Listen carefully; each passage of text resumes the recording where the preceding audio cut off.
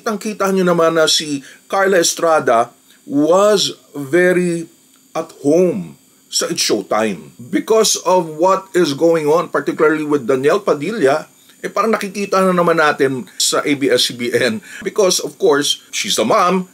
Now, I don't know kung makakabalik siya dun sa Magandang Buhay. Sumama ang loob, to be honest about it, ng It's Showtime. Okay lang na lumipat particularly during the time na hirap lampa ang ABS-CBN. Lumbas yung pagiging emosyonal niya. Thinking probably na hindi sila makakabalik after they just kind of stormed out. Pero you can only see, I don't know, probably some guilt. Now, we don't know kung makakabalik pa yung mga iba. Lalo na si Juliana Parizkova. After that big layas, this is just not like politics. Bakit?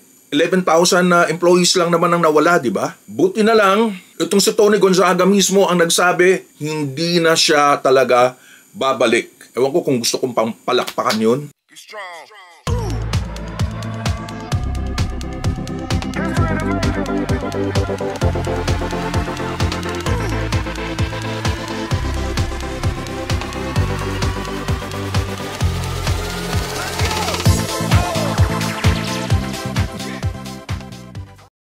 Oy mga Kuya-Kuy, this is Kuya Mike, ang kuya nyo sa Amerika, and this is for the Kuya-Kuy list.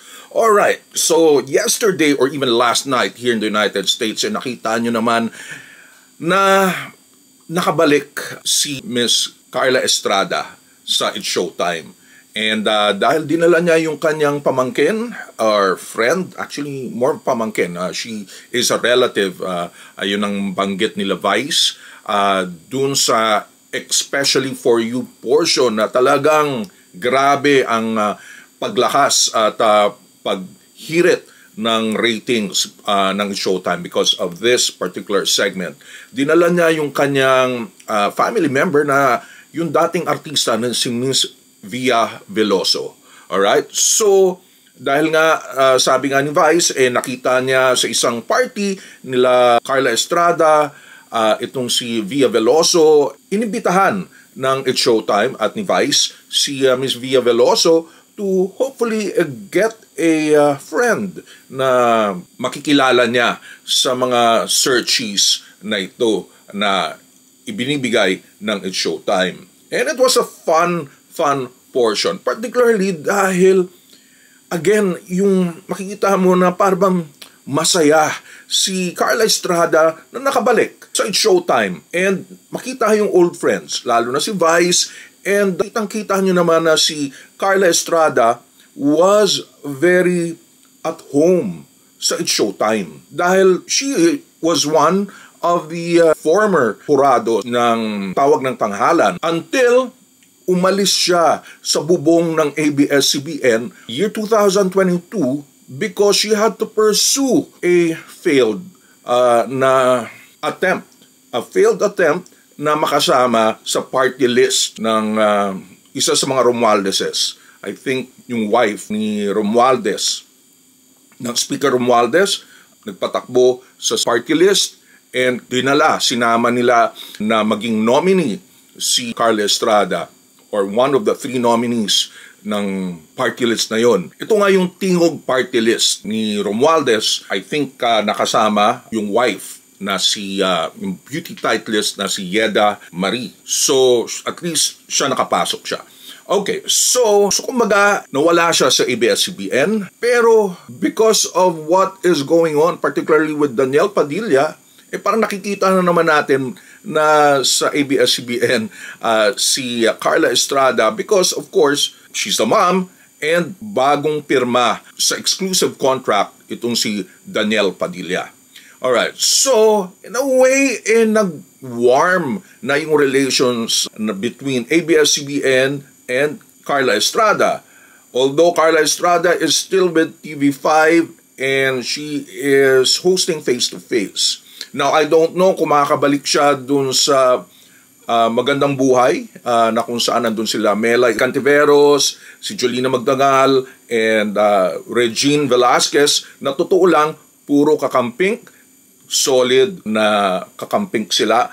And again, ABS-CBN, of course, talagang on the right path yung ginagawa nila. So, a lot of all these artists ng ABS-CBN, talagang really know kung ano yung nararapat for the Filipinos and the government. So, but we will not dwell on that. Warmer na yung relations, and who knows, I don't know yung schedule ng face-to-face.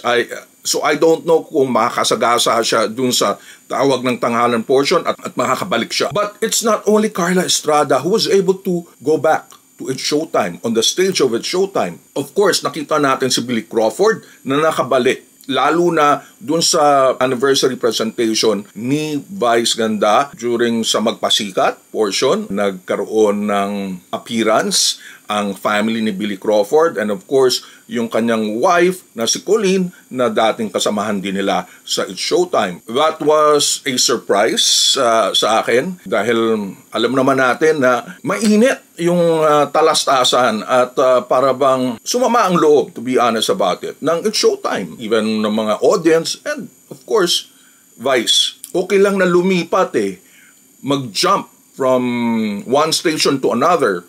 Particularly during the time na hirap lampa ang ABS-CBN, pero yung makipagtagisan pa ng mga salita between It's Showtime and Tropang LOL, that wasn't good at all. Pero somehow, naimbita si Billy Crawford.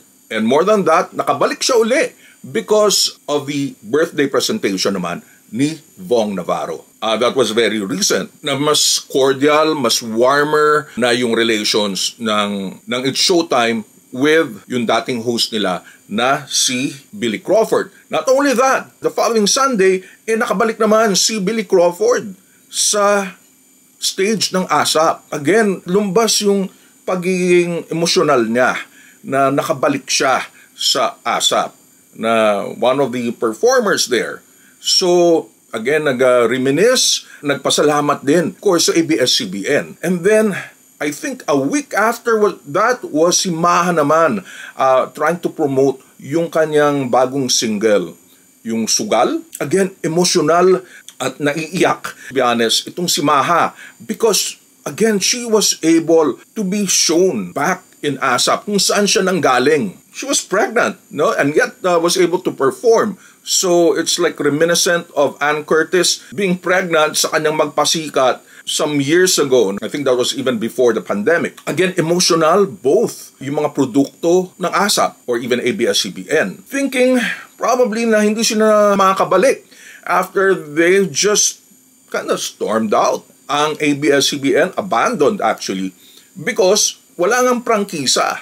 Right now, mas stable na ang ABS-CBN kahit wala ng franchise. And the ABS-CBN has opened its doors to these guys. You know, guesting pa lang naman to. Pero you can only see, I don't know, probably some guilt, some guilt feelings there na iniwan nila ang ABS-CBN at its most bottom, at its saddest moment. Unti-unti nakakabalik. Well, that's how big ABS-CBN is. Now, we don't know kung makakabalik pa yung mga iba. Some are trying to get into ABS-CBN, at least into the fold of It's Showtime. Lalo na si Juliana Pariscova, ang kauna-unahang Miss Q&A. She expressed her desire na at least makaguest man lang siya sa It's Showtime. After that big layas and that political rift, pumunta siya doon sa kampo ng mga Marcoses at ng mga Duterte.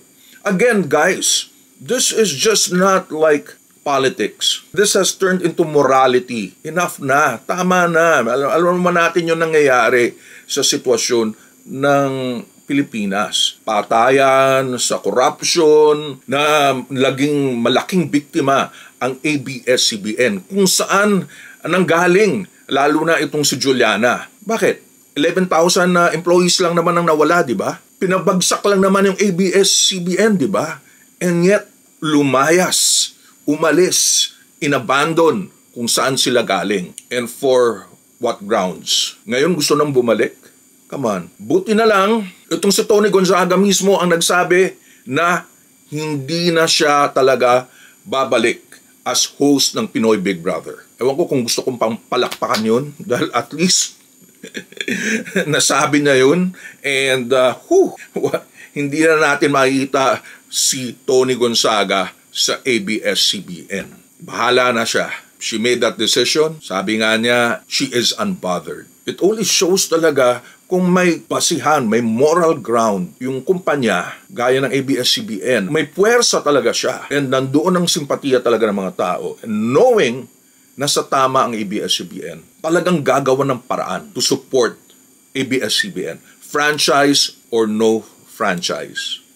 In fact, ngayon, nakapagsalita na ang management ng ABS-CBN na they don't have to get a franchise. There is no need. Thankfully, kaya ng ABS-CBN at nakita nila na mas viable ang business nila even without the franchise. Again, with what's going on sa mga networks. Alright, again, ito po si Kuya Mike of the Kuyakuy List. It's a brands, branding, and shopping channel for the global Filipino. So, again, please subscribe po sa ating channel and hit on that notification bell and check my website, thekuyakuylist.com. Again, ito po si Kuya Mike, ang malamang nakaisa-isa at kauna-unang affiliate marketer na Filipino-American for online stores here in the United States.